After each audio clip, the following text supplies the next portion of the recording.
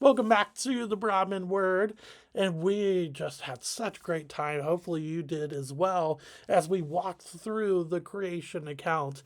And the thing that I really want to get to next is actually the plagues in Egypt. They're really fascinating. And actually, there's this kind of secret war behind the plagues going on. Whereas instead of just Moses and God versus Pharaoh, it's actually a lot deeper than that. So I won't spoil it, but it's a lot deeper than that. However, if you've gotten to know me a little bit, you will probably know what I'm going to say first. But I want to get some context going. So we're going to set the scene a little bit as we get to the plagues themselves. So we're not going to go all the way to like the end of the book of Genesis where Joseph comes on the scene and sets up his family in Egypt to survive the famine, and then they just don't leave. But it is instead, I think, a really interesting setup to start in Exodus chapter 3 with the burning bush, because this is where Moses is called to go and be the deliverer of Israel out of Egypt. So that's one thing. And then two, he also is given a call in Exodus chapter 4 that he will do signs and wonders for God, which is basically what the plagues are. And so we will get to Exodus chapter 4 next time, but today we're just going to look at Exodus chapter 3 with the introduction of the burning bush. So go to Exodus chapter 3. We're going to look at the whole entire chapter today, and we'll start in verse 1. Now Moses was keeping the flock of his father-in-law Jethro, the priest of Midian, and he led his flock to the west side of the wilderness and came to Horeb, the mountain of God. And the angel of the Lord appeared to him in a flame of fire out of the midst of a bush. He looked, and behold, the bush was burning, yet it was not consumed. All right, let's pause there. So you have Moses, who caused the death of who murdered an Egyptian in earlier in Exodus chapter 2. So we have that set up already. He's on the run, and he goes to around Midian and gets married to Zipporah. And now he is just tending sheep. He is a shepherd, but the location of the burning bush is very important and should not be glanced over. The fact that it is at Mount Horeb, which can be described as the mountain of God, is not a detail that should be passed over at all. Mount Horeb is believed to be the same mountain where in Genesis chapter 22, Abraham almost sacrifices his son Isaac. And so I'm not saying that it's on like the same exact spot. The burning bush is directly where the altar was set up. Not saying that at all. But it's on the same mountain though. And that's really interesting to keep in mind, because again, it's just this further connectivity of scripture, the idea of meta narrative, that everything is connecting with each other in this grand story that God is putting together, a grand account of redemption. And I think that's really, again, just really cool to see. But you have the angel of the Lord show up on the burning bush, but it looks just like a bush, but it's on fire, but yeah, it's not being consumed by the fire. So, of course, that would get anybody's attention, including Moses's. And so, Moses, of course, has to go see. Verse 3. And Moses said, I will turn aside to see this great sight, why the bush is not burned. When the Lord saw that he turned aside to see, God called to him out of the bush, Moses, Moses. And he said, Here I am. Then he said, "Do not come near. Take your sandals off your feet, for the place on which you are standing is holy ground." And he said, he being God, "I am the God of your father, the God of Abraham, the God of Isaac, and the God of Jacob." And Moses hid his face, for he was afraid to look at God. Um, Oh, there's some really, really cool things going on. First, I think it is kind of funny. It's like, of course, God knows that Moses is watching this burning bush. It's not like when it says, when the Lord saw that he turned aside to see, God called him out of the bush, Moses, Moses. It's not like he didn't know he was there, but just kind of this like God is having a little bit of fun with Moses. I think that's interesting and kind of funny to see. But you have this response from Moses that we see really throughout Scripture. This where God calls to someone and they respond with here am I, here I am." You see this with Samuel and with Isaiah. So I think it's really interesting to see that pop up here, knowing what God is about to have for Moses to do, which is to go back to Egypt and to be the deliverer for God's people.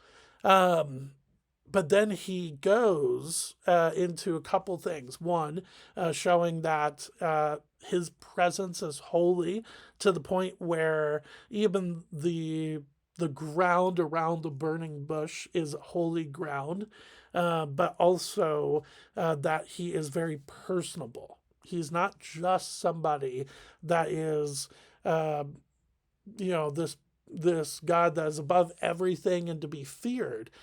He is a God that is incredibly personable. But at the same time, he's still also to be taken in awe. So when it says that Moses hid his face where he was afraid to look at God, I think there's a couple things going on here. One, I think it could be because of what he did in Egypt when he murdered the Egyptian. And so he feels unworthy to be in the presence of God. But he also may feel unworthy to be in God's presence because he lived with the Egyptians. He didn't live with the Israelites in Egypt. He lived with the Egyptians. And so I think there's a lot of guilt in Moses' heart and life at this point, that God will work to put aside as he calls Moses to be deliverer. And I say work on because it's a process, right? It's a process to let go of guilt. It's not something that's easy to do just instantaneously. But let's go to verse 7. Verse 7. Then the Lord said, "I have surely seen the affliction of my people who are in Egypt and have heard their cry because of their taskmasters. I know their sufferings, and I have come down to deliver them out of the hand of the Egyptians and to bring them up out of that land to a good and broad land, a land flowing with milk and honey, to the place of the Canaanites, the Hittites, the Amorites, the Perizzites, the Hivites, and the Jebusites. And now, behold, the cry of the people of Israel has come to me, and I have also seen the oppression with which the Egyptians oppress them. Come, I will send you to Pharaoh, that you may bring my people, the children of Israel, out of Egypt." But Moses said to God, "Who am I that I should go to Pharaoh and bring the children of Israel out of Egypt?" He, being God, said, "But I will be with you, and this shall be the sign for you that I have sent you. When you have brought the people out of Egypt, you shall serve God on this mountain." So God then shows what he is up to. Yes, he hears the sufferings of his people, but in his good timing, he has waited until this point to raise up a deliverer, which is Moses, and through Moses, he will deliver his people. Now, a lot of people have asked, okay, why couldn't God just deliver the people of Israel on his own? Could he have done that? Is he powerful enough to do that? The answer is yes, absolutely is. That's the big word that we use, omnipotent or all powerful. And so, if God is all powerful, then why couldn't he have done? Why couldn't he have gotten the Israelites out of slavery and out of captivity in Egypt? True, that is a very, very good question. But I think this is all trying to paint a picture that we need somebody to step in on our behalf, because we are sinners, because we are separated from God, because of our sin. We need somebody to step in on our behalf, to be our deliverer, to be our savior. And hopefully, you might have already made this connection. That's who Jesus is. And so for me, I think the reason why he's waiting and why he's then waiting to raise up somebody like Moses is to already start this pattern of, one, depending on God. Second, his redemption plan is far greater than we could ever imagine. Third, that his timing is way better than we can imagine, even if that might not be the case while we're going through something. And then fourth, setting up examples that lead to the ultimate sacrifice, or the ultimate life, sacrifice, and resurrection of Jesus himself. And so I think that is really, really important to see when we're talking about why didn't God just step in when it comes to getting Israel out of the country of Egypt. Great question, though. Verse 13. Then Moses said to God, if I come to the people of Israel and say to them, the God of your fathers has sent me to you, and they ask me, what is his name? What shall I say to them? God said to Moses, I am who I am. And he said, say to the people of Israel, I am has sent me to you. All right, so we'll take a pause right there. This is both very interesting and shows us a little bit of something, but at the same time is incredibly sad. And so here's the sad part first. It's incredibly sad that Moses even has to ask this question, because it shows that the people of Israel at this time have forgotten about God. Now, don't get me wrong, in their context, in the context of slavery and wanting to go back to or wanting to get out of slavery, I completely understand why they are they are sick and tired of their situation, but they have forgotten about who God is and about what He does, and that is the remarkable and the miraculous, and they have forgotten to depend on God. That, I think, is the context of Exodus itself. Is God is not just trying to get the people of Israel to the promised land; He's also trying to get them to depend on Him above anything or anybody else. And that's, again, a very hard process to do. To the point where Israel will complain a lot of times about what God says and about what God does, even after the plagues and the Exodus out of Egypt. So I think that is really interesting to keep in mind. The other thing, but the one thing that's interesting is the I am who I am. That's the name that he gives them. And it's very vague and for a reason. We talked about this just recently, either on Wednesday nights or with a separate Broadman word. And it's the idea of, in the ancient Near Eastern culture, if you called a god or a goddess a name, you would actually have a level of authority over them. It doesn't mean that you are the god or the goddess, but you just have a level of authority because you named that god or goddess. That was very, very common thinking in this time. So when Moses asked this question, he's not trying to be malicious. It just means that God, knowing the heart of man, would probably would have thought to himself, well, I know an Israelite is going to say, well, oh, so Moses asked God what his name was, and he told him what his name was, so therefore Moses named God.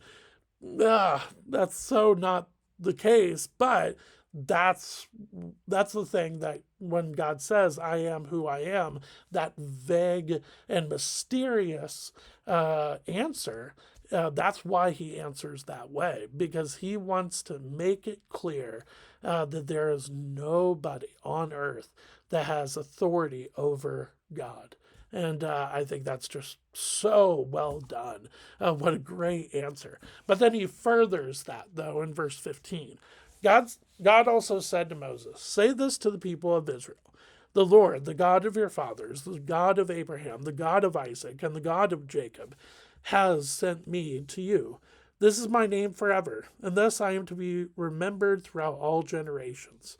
Go and gather the elders of Israel together, and say to them, the Lord, the God of your fathers, the God of Abraham, of Isaac, and of Jacob, has appeared to me, saying, I have observed you and what has been done to you in Egypt, and I promise that I will bring you up out of the affliction of Egypt to the land of the Canaanites, the Hittites, the Amorites, the Perizzites, the Hivites, and the Jebusites, a land flowing with milk and honey. And they will listen to your voice, and you and the elders of Israel shall go to the king of Egypt and say to him, the Lord, the God of the Hebrews, has met with us. And now, please let us go a 3 days' journey into the wilderness, that we may sacrifice to the Lord our God. But I know that the king of Egypt will not let you go unless compelled by a mighty hand. So I will stretch out my hand and strike Egypt with all the wonders that I will do in it. After that, he will let you go, and I will give this people favor in the sight of the Egyptians. And when you go, you shall not go empty, but each woman shall ask of her neighbor, and any woman who lives in her house, for silver and gold jewelry and for clothing. You shall put them on your sons and on your daughters. So you shall plunder the Egyptians. So God gives more details about who he is, but also what he is asking for Moses to do, and what he will do for the Israelites in Egypt. So his description is that not only is I am who I am, but he's also the God of their forefathers, the God of Abraham, the God of Isaac, and the God of Jacob, trying to get them to remember their own history, trying to get them to remember who he is. And I think that's why he describes himself in that way, which is beautiful to see. Then he makes the promise again that they will not just leave Egypt in slavery, but they will also go to a promised land, a land that is flowing with milk and honey. And so that is where they are going. But as they will be leaving, they are going to also plunder the Egyptians in the process. And we're not going to touch on it today, but also we're going to see that Pharaoh will be very, very stubborn throughout the plagues, to the point where he will harden his heart. And that is something that we'll touch on as we go along. We're not going to spend time here, but we'll get to that once it comes up. But that is a very, very interesting discussion about what that means when Pharaoh hardened his heart, or when the Lord hardened Pharaoh's heart. So we'll talk about that and more once we get there. But today, thank you for just walking me through, or walking through with me. There you go. Walking through with me as we set up the plagues of Egypt with just the first part of the burning bush. And then we'll get to the second part in Exodus chapter 4 next week on Tuesday. But thanks for spending a little bit of time with me. I will see you next week on Tuesday as we continue to get closer to the first plague in Egypt. I will see you then. Thanks.